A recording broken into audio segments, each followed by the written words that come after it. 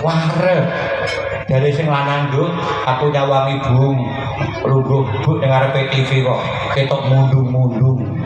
wong lemu iku ngono malah wong lemu genah nak mlaku kaya ngempet kodhok iso kok menggo pertelan mau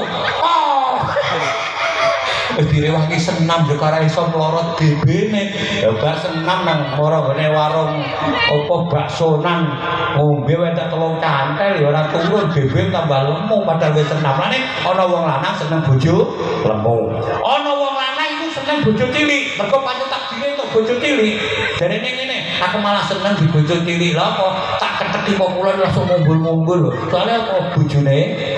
cilik lho ana wong lanang seneng bojo kuru muga jare apa kuru ku enting nek rombongan Pak Odo-odo dipangku kepenak mergo awake kuru pancen takdire Gusti Allah rumakna iki lah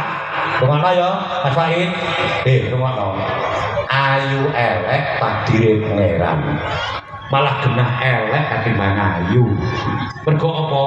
sampean di bojo ayu iku lho tinggal merantau ati melom tenan iku kok dibeda bocane cangkruk ta ora iku